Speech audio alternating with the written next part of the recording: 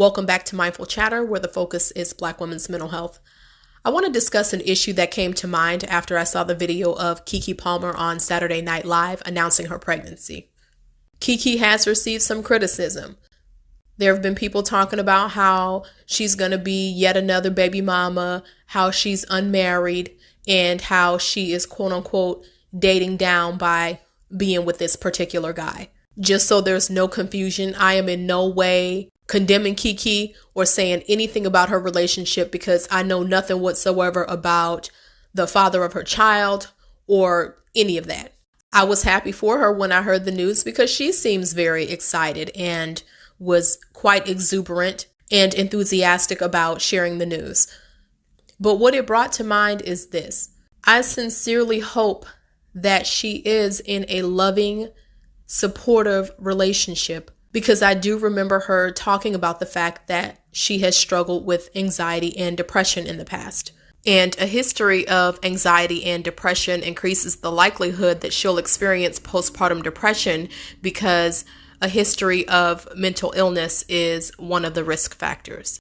About 1 in 7 women will experience postpartum depression, and research shows that Black women experience postpartum depression at a higher rate than other women. Within 2 weeks of giving birth, 44% of Black mothers have reported depressive symptoms. A few weeks ago, I did some content on how Black women need to get help. And one of the things that I mentioned is that I believe most Black women have undiagnosed mental illness. And as I was reading some of the comments regarding Keke's pregnancy announcement, I could see that many of us are not approaching pregnancy with the seriousness it deserves. People were saying things like she's rich and I'm sure she has a good support system, as if that's all you need in place to have a child. Yes, having a lot of money and a strong support system is definitely going to put you in a better situation than what many Black women find themselves in, but that alone is not going to protect your mental health. I've also talked about how many of us are very reluctant to acknowledge the presence of mental illness. So there's a pretty good chance that when we are getting involved, we are not taking what's going on with us psychologically into consideration.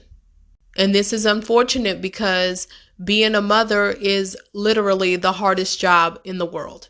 Buying diapers, clothes, and paying for activities is a cakewalk compared to the psychological toll that being a mom can take. You have to be mentally fit to be a mother.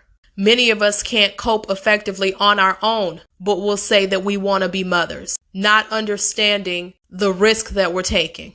That was just on my mind and I wanted to share it. I actually am going to do a longer video on how we need to protect our fertility, and I'll be talking about maternal mortality, the infant mortality rate, and other factors that make becoming pregnant a life or death decision.